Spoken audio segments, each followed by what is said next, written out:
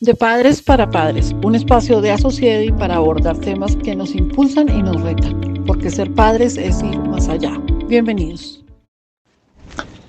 Hoy empezamos la nueva temporada de nuestro video podcast. Queremos agradecer a la señora Jimena Márquez por todo su apoyo en este proyecto de Associedi, desearle lo mejor en esta nueva etapa con su hija quien termina el colegio y recordarle que Associedi siempre será su casa. De igual manera, le damos la bienvenida en esta nueva temporada al señor Rodrigo Erazo, padre de la comunidad y miembro de la Junta Directiva de Associedi, quien asume en este nuevo reto de la presentación de Padres para Padres, el video podcast. Bienvenidos. Bienvenidos a otro episodio de Padres para Padres, el podcast de Associedi. Hoy vamos a estar con Eduardo Ordóñez, magíster en Neurodidáctica. Ya, yo he confundido. Neurodidáctica, de profesión comunicador social y publicista. Súper chévere. Ha trabajado en varios colegios, tiene un recorrido académico importante, como de esto académico, ¿no? Coordinador académico. Fui profesor, empecé siendo profesor en primaria, después en bachillerato, después volví a primaria, después fui orientador escolar de primaria, después de bachillerato, y después terminé siendo coordinador de bachillerato de un colegio que adoro, y ya hace 1 año y medio me dedico 100% a la fundación. A la fundación, que tiene una fundación espectacular que se llama Tita de Visita. Muy, muy interesante, que maneja un tema complejo, me parece a mí, bastante complejo, pero pues necesario. Entonces, la primera pregunta es, después de todo ese recorrido en colegios, ¿por qué te terminaste dedicando a lo que es Tita de Visita, que se llama la fundación?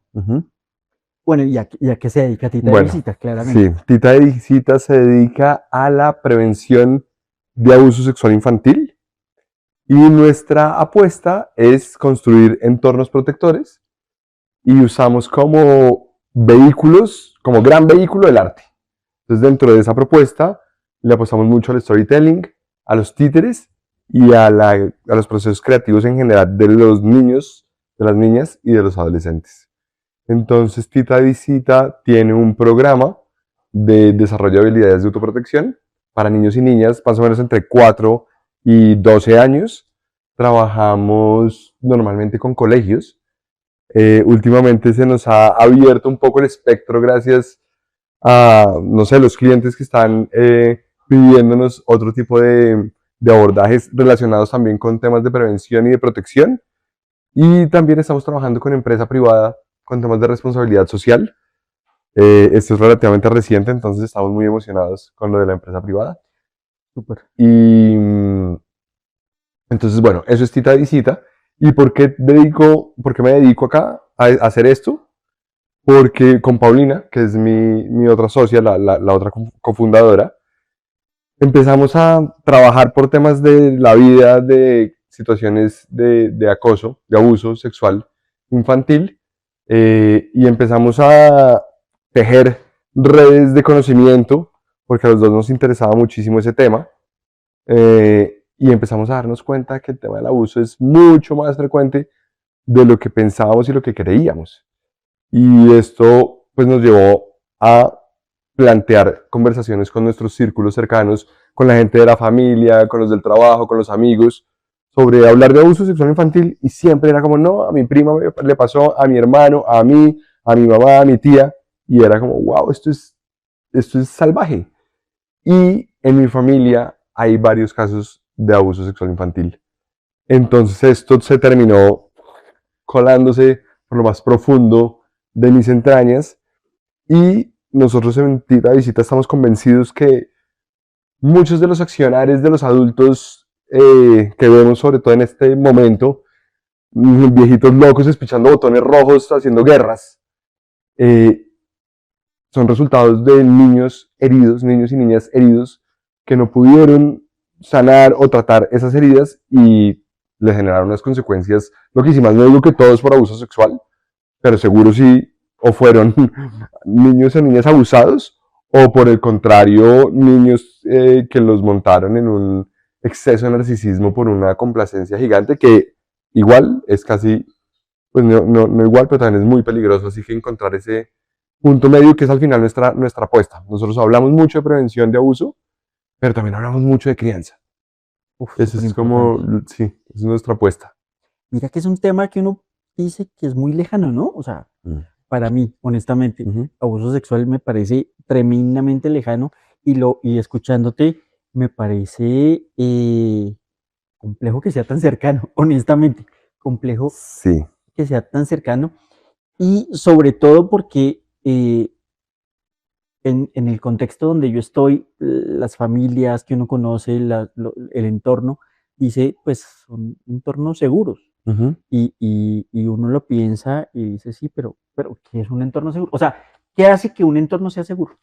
Es una gran pregunta, pero quisiera empezar diciendo que pues mucha gente cree que el tema del abuso sexual infantil sucede solamente en la ruralidad o en las comunidades más vulnerables, y esto es falso.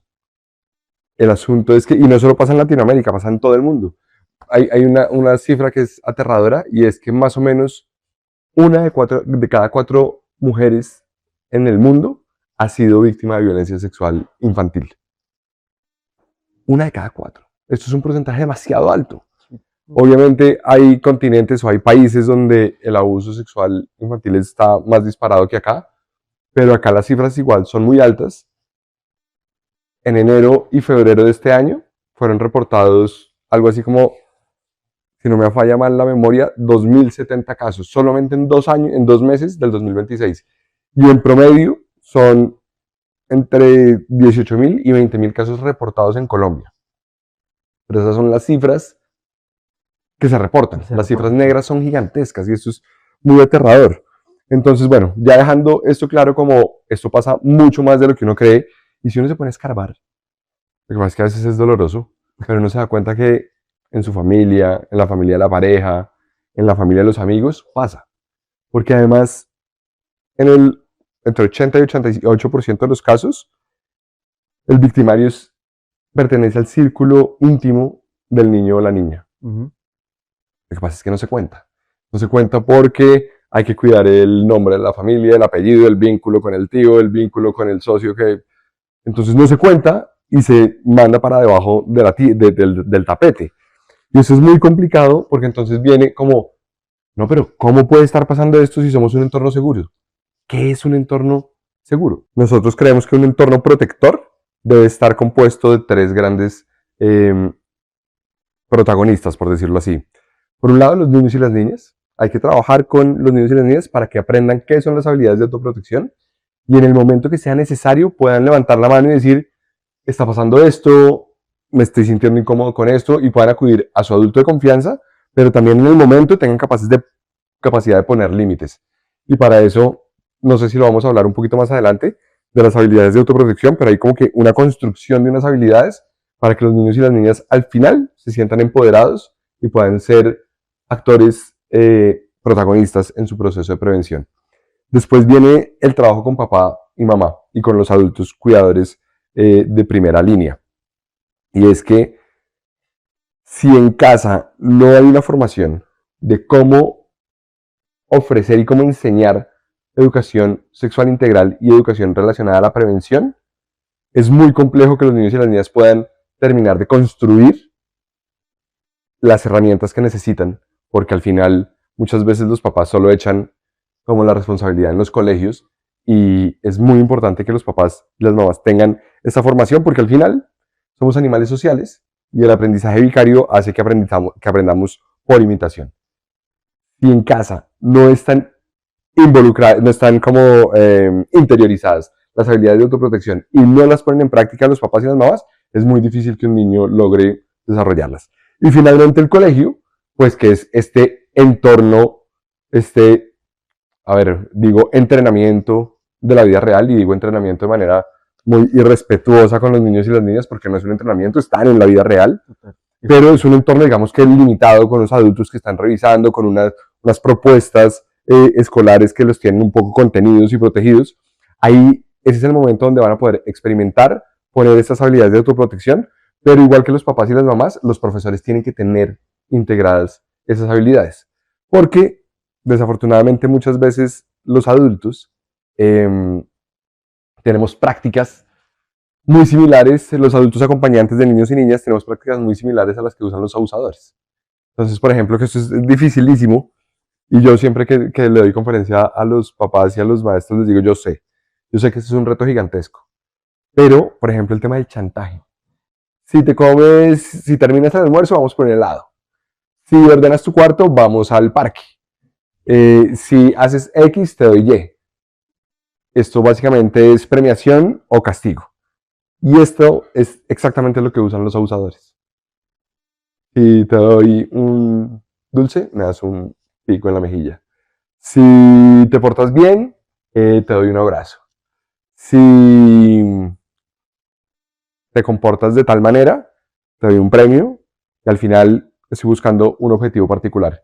Y cuando lo tengo, si le cuentas a alguien, le hago daño a tus papás. Si reportas, muestro las fotos que tú me enviaste.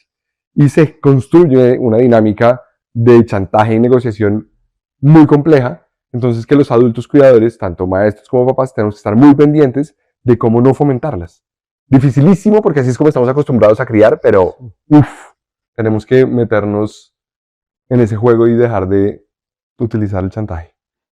Total, y no solo eso, sino que pues yo lo veo en consulta cuando llegan personas y hay personas muy poco estructuradas en Hoy empezamos varios la nueva aspectos de su temporada vida. de nuestro video Te doy un podcast. ejemplo. Queremos Hay agradecer a la gente señora muy Jimena exitosa Márquez por todo su laboralmente, apoyo en este pero su proyecto de vida Asociade. afectiva y Desearle lo sexual es mejor una en esta nueva locura. etapa con su hija, Entonces, quien como termina el colegio, y modelamiento, recordarle que si Asociade una siempre mamá o será un su casa. papá, De igual pues manera, le damos la el bienvenida en niño esta nueva no va a temporada tener un al buen señor modelo. Rodrigo Erazo, padre de la Lo comunidad y mismo, miembro de la junta hay directiva de pautas de Asociade, crianza quien o asume en este culturas de nuevo reto de la crianza. Por presentación de Padres para ejemplo, Padres, te el voy a video hablar de mi caso. podcast. Yo Bienvenidos. soy un loco enamorado de mi hijo Uh-huh. y me fascina desde chiquito. Lo abrazo, le doy besos.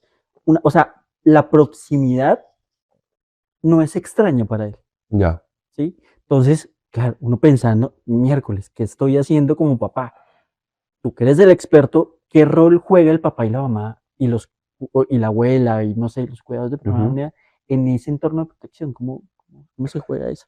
Digamos que nosotros estamos convencidos que no les queremos decir a los papás y a las mamás cómo deben ser las reglas internas de su casa. Tenemos algunas sugerencias, algunas recomendaciones, pero a mí me parecería muy triste y muy doloroso decirte, no, es que no puedes volver a abrazar a tu hijo.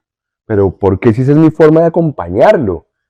Muy bien, ahí lo que es importante es que tu hijo comprenda que hay personas que son adultos de confianza con los que puede tener ese tipo de vinculación íntima física. Pero también es importante que comprenda que si algún día él no quiere un abrazo tuyo, te dice, hoy no quiero. Y acá viene el trabajo difícil para el adulto y es aceptar ese no. Porque muchas veces es como, ¿cómo que no quiero? Entonces te cojo y te hago cosquillas y uno se trata de la risa. Y los chinos al final dicen, aceptan, ¿no? Sí. Pero, ¿cuál es el mensaje que estamos enviando por detrás? Tu no es válido. Es más válida mi postura de adulto. Y es que somos una sociedad adultocéntrica que nos cuesta mucho entender y respetar las posturas de los niños y las niñas.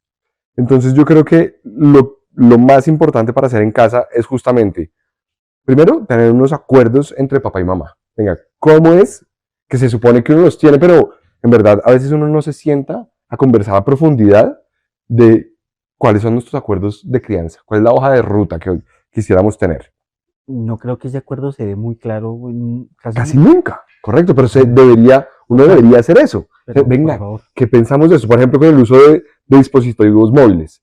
Venga, sí, no, a qué edad, cómo, de quién es el celular, con quién puede. Primero los adultos construimos estos acuerdos y después migramos a construirlos con los niños y las niñas para que participen en esa construcción. No es un tema súper impuesto, pero donde los adultos ya estén sintonizados. Total. Entonces, volviendo al tema de la prevención de los entornos protectores, es primero los adultos estar alineados, qué es lo que están buscando, qué es lo que están esperando. Y después, en la cotidianidad, podérselo enseñar y compartir a los niños y las niñas. Y entender que, no solo entender, sino empoderar a los niños para que sepan que tienen un rol activo en su prevención y en su protección. Entonces, claro, cuando a mí mi hijo me pone límites físicos, me pone límites en mis instrucciones, me cuestiona, muchas veces los adultos entramos en reversa, ¿no? Pero ¿por qué? Yo soy el adulto, porque yo soy su papá y acá se hace lo que yo diga mientras usted vive en mi casa, ¿no? Total. Entonces, poder hacer este cambio de perspectiva de cómo vamos a acompañar a los niños y a las niñas para que puedan sentirse empoderados de su propia vida y de su propio cuerpo, es fundamental. No estoy diciendo que ahora un niño o una niña toque darles libertad absoluta, porque si, pucha, yo a mis 41 años, a veces entro en angustia cuando me siento yo dueño de mi propia vida, pues no quiero saber una niña de 9 años que siente que no hay unos papás que están poniendo unos límites claros. Esos límites dan mucha seguridad. Entonces, empoderar, dar libertad y al mismo tiempo tenemos una construcción de límites estratégicos además, porque hay como anillos de seguridad para que los niños y las niñas puedan sentirse seguros y sentirse seguros en su entorno, pero seguros también consigo mismo para que puedan poner límites, alzar la voz, decir no, conectarse con su cuerpo y las señales, sus emociones, poderse aceptar a sí mismos, y todo eso es una construcción que se tiene que entrelazar entre los adultos y los niños. Yo siempre digo que ser papá es un ejercicio muy intencionado. O sea, tiene que ir intencionado de un lado, que casi nunca se intenciona, sino se va dando como a manera natural. Y muchas veces, claro, esos acuerdos que tú hablas, son más fáciles cuando las familias están en un mismo techo que cuando están separadas. Bueno, hay 10.000 cosas que son complejas en solo hablando de crianza. Ahora imagínate el tema de abuso y prevención, y algo que me inquieta porque, bueno, uno como papá tiene como va construyendo una estructura. A veces no muy exitosa, pero se va construyendo una estructura. Sí.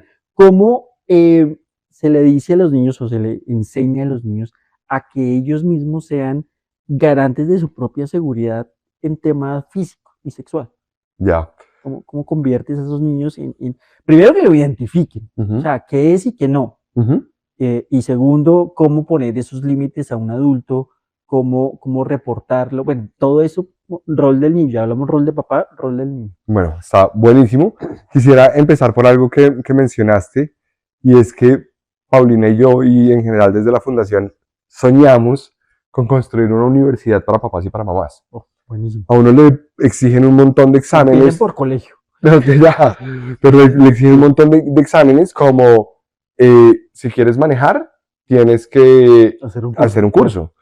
¿Quieres salir a ser médico o a construir edificios? Tienes que hacer una carrera de 5 años. Sí. Pero si se trata de traer un hijo, hágale que va aprendiendo. Hágale que el niño viene con el pan bajo el brazo, ¿no? Solo hablando de la alimentación. Sí. Pero yo creo que como sociedad tenemos una deuda gigantesca porque no nos formamos en temas de crianza. Y no quiere decir que todos tengamos que educar de la misma manera a los niños y a las niñas, pero sí deberíamos saber todos de etapas de desarrollo, de crianza, cuáles son los tipos, las propuestas que existen de crianza, para cada uno poder ir tomando esos elementos y armar su propio modelo. No buscamos como estandarizar nada, pero sí quisiéramos que todos tengan unos conocimientos por lo menos básicos, tal vez no en una universidad sino en un colegio, pero con unos conocimientos básicos que les permitan poder hacer una crianza respetuosa, cuidadosa, pero además no solo una crianza del tú a tú, sino una crianza de niños que viven en sociedad y que tenemos que aprender a vivir en sociedad, y que ahorita pues con todo el tema de la digitalización es un reto gigantesco. Y para retomar la otra parte de tu pregunta, nosotros en Tita de Visita tenemos 6 habilidades de autoprotección que creemos que son fundamentales.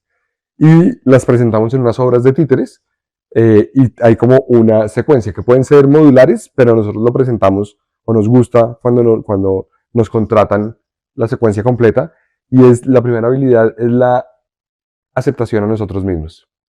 Muchas veces que uno dice, bueno, pero ¿qué tiene que ver esto con prevención? Pues básicamente los niños y las niñas que son más vulnerables al abuso son niños que son inseguros de sí mismos, son niños que están buscando aprobación en otros, son niños que no se sienten tranquilos con un entorno que los proteja y que siempre se están sintiendo ahí como a la deriva. Entonces, poder trabajar la aceptación de sí mismos y, por supuesto, la aceptación de otros, fundamental. La segunda, que tal vez es mi favorita, es aprender a escuchar las señales del cuerpo. Esto es pura inteligencia emocional. Aprender a identificar cuando estoy triste, cuando estoy bravo, cuando tengo miedo y cuando siento incomodidad. Porque esta incomodidad es la primera alarma que le dice al niño o a la niña, acá hay algo que no cuaja, hay algo que está haciendo ruido. Es un niño que está conectado con su cuerpo, con las sensaciones de su cuerpo y logra identificar la incomodidad, tiene la capacidad de alejarse, de poner límites, etc. La tercera es que, digamos, estas primeras dos son tremendamente intrapersonales. La tercera y la cuarta llegan como a la frontera que hablamos de los límites. Entonces la tercera es el cuidado del espacio personal. Nosotros le llamamos el cuidado de la delicada burbuja de espacio personal, donde los niños entiendan que tienen una burbuja que no pueden ver, pero que sí se siente. Entonces es fundamental poder empoderar a los niños y las niñas a que sepan que tienen la capacidad de decir no. Por supuesto, hay unos nos que son negociables y otros son no negociables. Eso dependerá un poco de esa construcción que hayan hecho papá y mamá en casa y las elecciones del colegio, etc. La quinta y la sexta ya son más interpersonales, están más relacionadas con el entorno social. Una es, la número 5, es aprender a diferenciar entre los secretos y las sorpresas, que es un tema muy difícil porque yo creo que a todos nos dijeron cuando chiquitos que habían secretos buenos y secretos malos, mentiras blancas y mentiras negras. Y esto, aprender a diferenciarlo, es muy duro. Yo insisto que todavía no estoy muy seguro cuando una mentira es blanca o cuando no. Sí, total. Pero entonces, nuestra propuesta es, hagamos una diferenciación, nunca a las mentiras, nunca a los secretos, sí a las sorpresas. La diferencia más grande es, los secretos pesan, las sorpresas son ligeras. Los secretos no tienen fecha de vencimiento, las sorpresas sí. Y cuando se vencen, generalmente generan felicidad. Entonces, esa es nuestra propuesta número 5. Y la sexta, que también es muy importante, es todos tenemos una red de apoyo y aprender a identificar quiénes son esos adultos de confianza, que ojalá no sea uno o papá o mamá, porque como muchas veces el abuso se da de manera intrafamiliar, también tener adultos de confianza afuera del círculo íntimo, el tío, el maestro, la psicóloga del colegio, etcétera, es fundamental. Que los niños y las niñas puedan identificar esos adultos de confianza y esa red de apoyo. Entonces, nuestra propuesta es que si los niños y las niñas tienen esto incorporado en su vida, tienen mucho terreno a nivel de prevención. Uno no puede asegurar que esto nunca va a suceder, pero si sucede, es muy posible que el niño o la niña tengan la capacidad de levantar la mano y reportar a su mamá, bueno, a su adulto de confianza, o que logre poner los límites en su momento. Esa es nuestra propuesta. Así es como se construyen entornos protectores, o más bien se construye el elemento en los niños y las niñas para construir entornos protectores. Súper, súper. ¿Qué pasa cuando desafortunadamente o yo como adulto tengo esa sospecha de que puede pasar o no? Generalmente los niños no hablan de esas cosas o sí, no, es complejo. Es muy complejo. Explicar? Lo primero es que acabas de decir algo muy interesante, es que los niños no hablan de esas cosas. Pero los adultos tampoco hablamos casi de educación integral para la sexualidad. Siempre nos da mucha angustia tener la conversación sobre sexualidad porque es difícil y es muy incómoda. Nosotros en nuestra charla número 2, de hecho, no, en la 3 tal vez, bueno, no me acuerdo, tenemos unos tips y unas recomendaciones para tener conversaciones difíciles con los niños y las niñas, porque hay que hablar de esto. Porque si no lo hablamos, si evadimos las preguntas, si evadimos los momentos difíciles, los niños y las niñas van a buscar esa información por otro lado. Total. Y seguramente serán en sus pares, que tendrán algunos información errada, y lo peor, en internet, en TikTok y en Instagram, y esto es una locura, porque genera, y bueno, ahorita con ChatGPT y todas las... Entonces esto es una locura porque genera un montón de abordajes que no están diseñados para las diferentes edades de los niños y las niñas. Y nos preguntan mucho, bueno, chéverísimo esto de prevención, muchas gracias, pero si estoy frente a una situación, ¿cómo reaccionar sobre una sospecha? Primero, es tener claridad que a los niños y a las niñas nunca se les debe no creer, o más bien, voy a cambiar el postulado, porque podemos no creer, porque yo he estado frente a situaciones de niños y niñas que están reportando una situación de abuso que al final no lo es, por 1000 variables.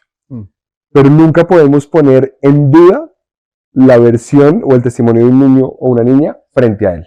Siempre la sensación que debe recibir el niño es: estoy creyendo absolutamente todo. Lo segundo es no culpabilizar, porque desde nuestra angustia es: pero tú, ¿por qué no le dijiste que no? ¿Tú por qué no le pegaste una patada? ¿Por qué no me dijiste antes? ¿No?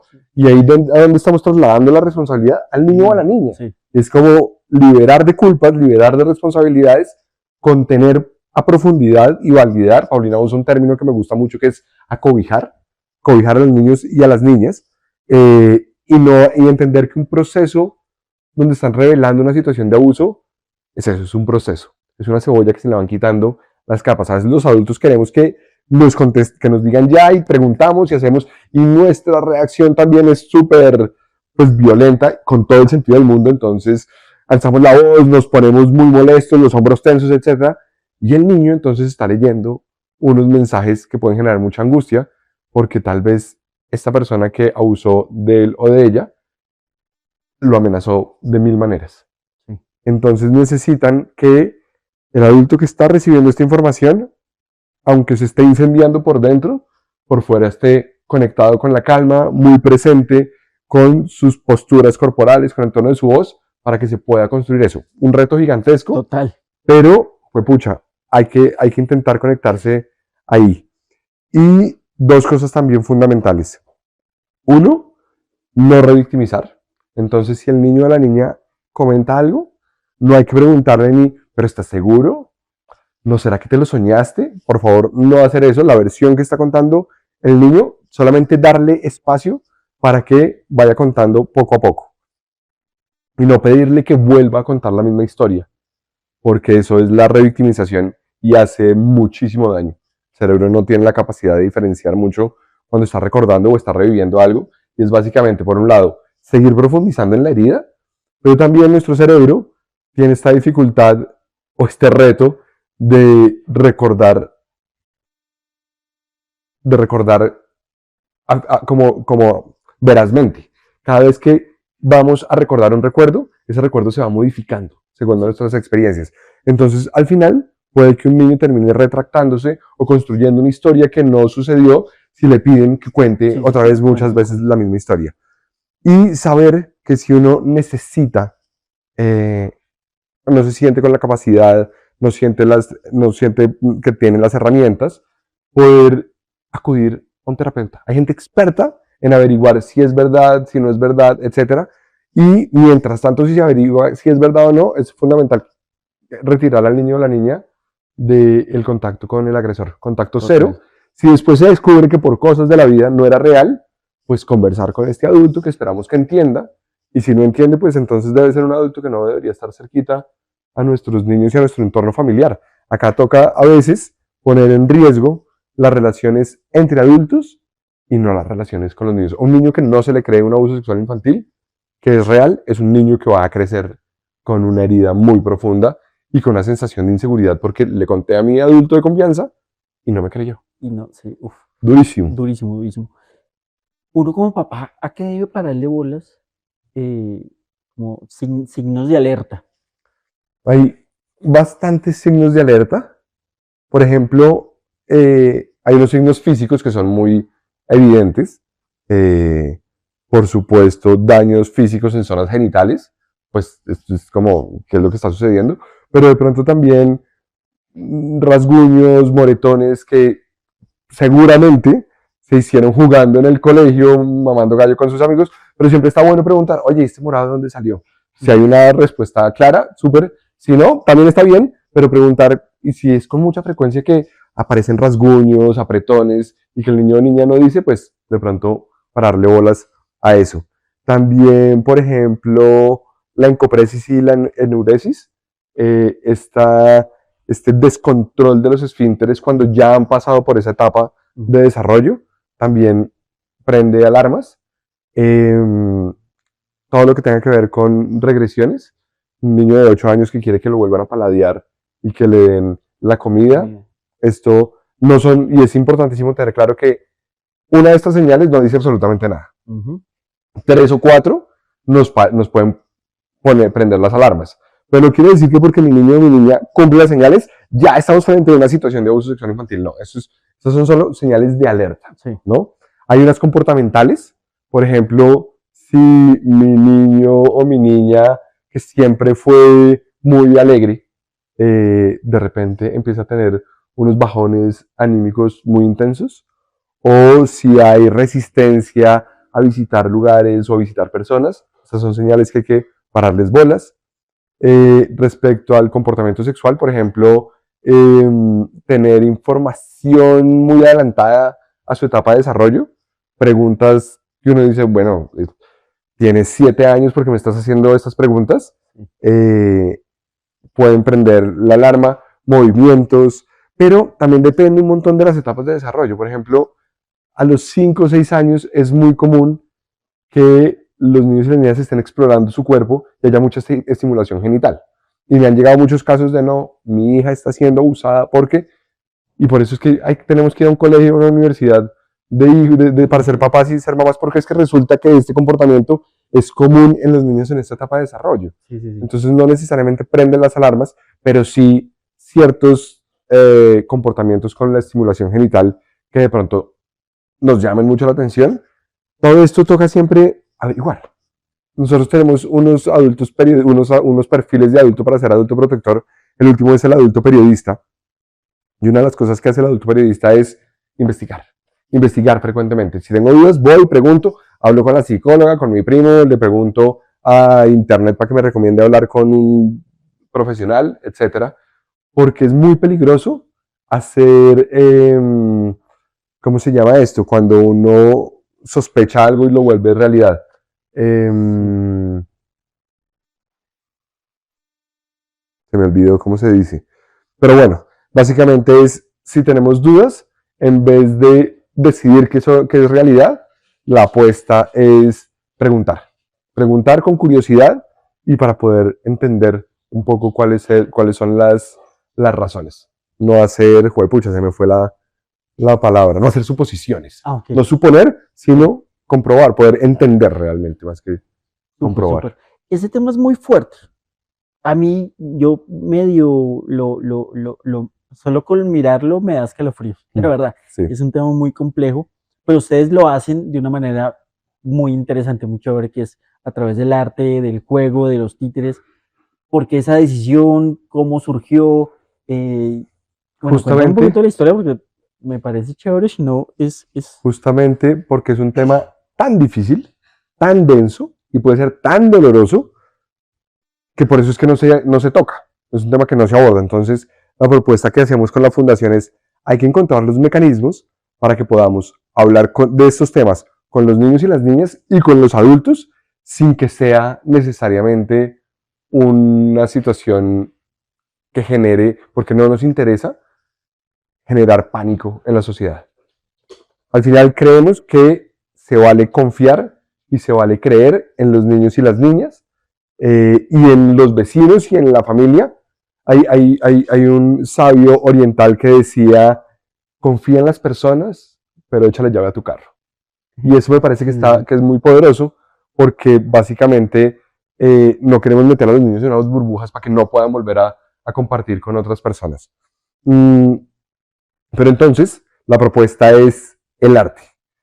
Por un lado, con los niños y las niñas, la narración de historias, en realidad la construcción de historias que se narran a través de títeres, que tienen una magia bellísima porque manejan un montón de poder simbólico. También hay unos talleres de arte que se hacen después de cada una de las obras de títeres, donde los niños construyen o elaboran esa habilidad de autoprotección que aprendieron en la obra, la tangibilizan, son herramientas viajeras, y son las herramientas que viajan después a las casas, y aquí aparece, es una de las maneras en que aparece el efecto multiplicador de la protección, que es que el niño se vuelve embajador de la prevención. Entonces construye su herramienta y va y llega a casa y le cuenta a los papás qué es esta herramienta, pero también le cuenta a los primos, le cuenta al vecino, le cuenta al tío, y se van construyendo esos entornos protectores, que son fundamentales porque si en ese entorno familiar, digamos, o social, hay un abusador, si el tema está sobre la mesa, si los papás hablan del tema, si los niños hablan del tema, ese abusador va a decidir no cometer sus actos en ese entorno porque hay un riesgo muy alto de ser descubierto. Y lo que menos le interesa a un abusador es ser descubierto. Entonces la apuesta es el arte, sobre todo con los niños y las niñas. La construcción a nivel dramatúrgico es muy sutil. Buscamos no poner información demasiado explícita, sino para que los niños, además, en sus diferentes etapas de desarrollo, puedan sacar la información que les corresponda. O que dentro de 6 meses suceda algo y diga, esto es de lo que me estaba diciendo Tita en la obra de títeres, porque bueno, nuestro nombre se llama, nosotros somos Tita de Visita, porque nuestra protagonista en las obras de títeres es una tapir que se llama Tita. Y con Tita queremos ir de visita a todos los rincones que podamos hablar de prevención de abuso sexual infantil. Tita tiene un combo, una pequeña pandilla, por decirlo así, de animales y todos están en vía de extinción. ¿Y quién mejor para hablar de prevención que animales que están en riesgo constante? Y nuestro trabajo con los adultos gira mucho, las charlas y las formaciones giran mucho a través del storytelling. Creemos que el poder de las historias no solo tiene la posibilidad de sensibilizar y de enseñar, sino que el de las historias y en general el del arte tiene la capacidad de atravesar la barrera del consciente e instalarse en el subconsciente gracias, o en la memoria emotiva, por decirlo así, gracias a ese poder simbólico y emocional que todo el tiempo se está viviendo a través de las historias y del arte. Entonces esa es nuestra apuesta por el arte, que es nuestro eje. Súper. En verdad. Eduardo, muchas gracias. ¿Dónde podemos encontrarte? Yo creo que es un tema fundamental que hay que seguir pues promoviendo, que Tita haga muchas visitas. Sí, ese es nuestro sueño. Nosotros tenemos una página web, www.titadevisita.com. Ahí pueden conocer a profundidad un poco más de nuestra propuesta. Hay algunos testimonios de papás, de mamás, de profes, incluso de niños que han estado en la propuesta. Hay videos, resúmenes. Bueno, ahí está como toda nuestro portafolio, por decirlo así. Tenemos un Instagram que es @titadevisita, donde constantemente estamos compartiendo contenido, información relacionada con consejos, con tips, con señales de alerta, y contándoles un poco sí, lo que queremos. Nuestra apuesta es ayudar a que cada vez la gente esté un poquito más informada para que puedan prevenir. Y nuestro correo, pues que está igual en la página web, pero es hablemos@titadevisita.com. Así que si les interesan que vayamos a los colegios, si les interesa, si tienen una empresa privada que tienen un proyecto de responsabilidad social, si trabajan en el ministerio, en la Secretaría de Educación, por favor, contáctenos, que de verdad sentimos pues un deseo muy grande desde la necesidad, pero también desde el amor de poder construir entornos protectores en todos los rincones de Colombia y ojalá más adelante de Latinoamérica y del mundo entero. Súper, Eduardo, muchas gracias por la conversación y nosotros nos vemos en otro episodio de Padres para Padres de Associate. Muchas gracias.